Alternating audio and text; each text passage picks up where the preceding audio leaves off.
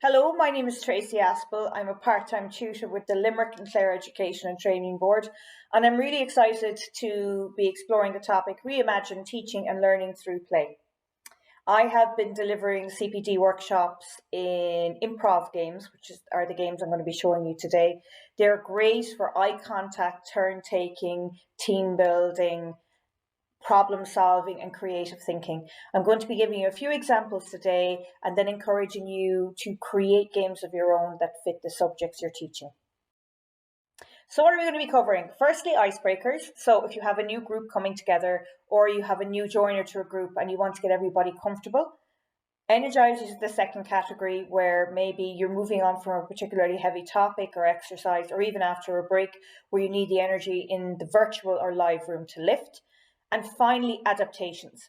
Adaptations are, well, based on the subject matter that I teach, how can I gamify it for my learners? And I'm going to give you 3 frameworks to consider when gamifying. There are more than 3, but given I want to give sufficient detail in the time slot I have, I'm going to focus on 3.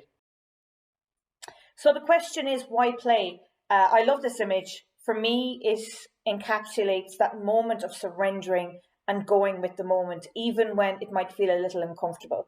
Play is instinctive to all of us. It's one of the first things we do naturally after we're born and we can move around a little bit. It's something that, after facilitating many sessions with many adult learners and many tutors, there's a relief when people resort to playing. There's a release of energy, people become way more relaxed, and it intrinsically improves the communication between them all because everybody is in that relaxed, playful, curious state. So just 2 prefaces to teaching through play. So this is an invitation to you as a tutor to use games, and I'm sure you use some games, but you will observe when you facilitate games, you're the one setting the threshold for what is and isn't allowed. So sometimes people feel very apprehensive about being silly or letting go. And by modeling the type of behavior you want people to take on, they are given permission to let go a little bit more, hence the image of the man being doused in water. You have to model the type of playfulness and excitement and high energy that you would like people to engage in themselves. You are setting the energy level. So as a check-in, if you're tired before during a session, it may not be the best idea to bring a game in because their memory of that exercise will be at a lower energy level. You really have to model high energy and playfulness when you do these exercises, or you or the learners won't get what you need out of it. So let's get into the games. So firstly, icebreaker games. So I said to you, I'm going to be sharing 3 frameworks with you. The first is guessing games. So just to go into a little detail about guessing games and what they can do for a group. It hands control, not, I suppose in adult learning, there's never control owned by the facilitator, but it kind of hands the floor over to the learners in terms of guessing something. Of course, there could be multiple answers to something, which again will build learner confidence. And also, you're not handing them an answer sheet per se in terms of the answers at the end, which makes it really interesting. A game that's entirely spontaneous but does involve guessing is 3 things. So with each of these games I'm going to outline for you, they can all be played in a virtual or live capacity. Played in a live capacity, essentially, you invite 2 volunteers to stand up. One is the observer and one is the person that's going to be changing 3 things about their appearance. The observer gets a good 10 seconds to observe this person, and then you invite the person who has been observed to leave the room and make 3 changes about their appearance. If you're playing this in a virtual capacity, the person who's making the 3 changes can switch off their camera. When playing in a virtual capacity, make sure to remind the group that you are limited by what is visible on your screen. So think about directing them to think about changing their background, something with their face, head and shoulders area, maybe their hands and wrists if they're visible on screen. They then either switch on their camera, come back into the room, and the observer must guess the 3 things. This game is fantastic for helping learners observe each other and pay more attention to each other. Fantastic one to play at the beginning of sessions and build that bit of rapport between the group.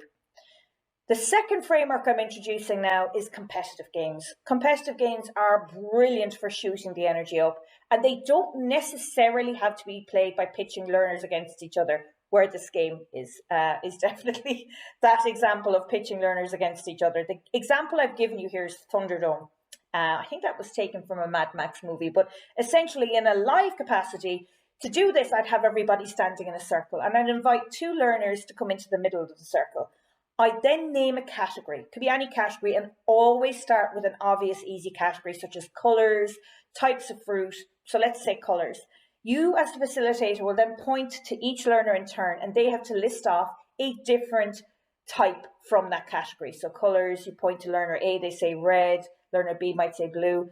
They are not allowed to repeat the colours, and they're also not allowed to take too long a space to think about an idea. If they take too long or repeat a category, you are instructing the group to shout Thunderdome and make sure you shout it yourself, so it's permission to everybody to shout it. And of course, bear in mind, the learners in the middle, they will have their turn on the outside of the circle where they get to shout Thunderdome as well. Generally speaking, it is quite relaxed. You have to gauge which group are comfortable with this. Some groups may be a bit sensitive about being outside the circle, inside the circle. This is a winner for younger groups of learners, definitely, or competitive groups of learners. If played in a virtual capacity, all you need to do is just have two learners on screen, have the rest of the learners on mic, but make sure that the learners on mic who are not taking part, that they're not shouting in answers for the others to take, so that everybody gets a go in realistic time. It really does raise the roof in the room in terms of this game. It just lifts the energy, because people, whether they're outside the circle where they're actually playing the game against another player, they're still actively involved. It's fantastic. Let's move on to energizers. So I have two examples here, ensemble games. So when I say ensemble games, I'm talking about team building games where the group achieves something collectively and there's a great payoff. So the ensemble game example I've given you is 5 things. Essentially, on screen or off screen, for virtual and live, everybody in the room, they don't even need to be standing up for this. Someone volunteers, and what you ask them to do is name 5 things for a category. Let's take, for example, 5 countries. And you get everybody else, as soon as they name one of the 5, to cheer. So every time they name a subsequent thing out of that category, everybody in the room, virtual or live, has to cheer them on. And when they complete the task by naming the 5th thing, everybody cheers and says the phrase, "Those were 5 things." It is a wonderful game to play because everybody in the room is being supportive of that one person. And as you are observing the game, when you haven't taken the term naming 5 things, you can feel the support and encouragement from the others through their cheering, and it's just an absolute winner in terms of building the energy. The other example here, competitive games, this is a group competitive game. So in the earlier slide, I talked about pitting learners against each other, which is great for raising the energy. This one is a group collective payoff. In group count, either live or virtual, and I would say if you're playing this virtual, have everyone turn their cameras on, but I have played this with people with cameras off. It's even adding an extra level of difficulty. The group has to count to 10. Only one person can say one number at a time, and you cannot predetermine the order in which people speak. If you have a lower number in the group than 10, that means some people will end up saying more than one number. The goal of this game is for the group to reach the number 10 without 2 people saying the same number at the same time. If they do, you have to start again at 1. The beauty about this game is every time 2 people say the same number at the same time, they laugh. It's a great one to facilitate. And again, the high energy and the encouragement as a facilitator here will keep them going and trying again, because every group, even tutors, are going to have to do this several times before they get to 10. The joy of this game is when they do get to 10. The collective payoff, whether you've said one number or no number or several numbers, is brilliant because you achieve that as a group. So just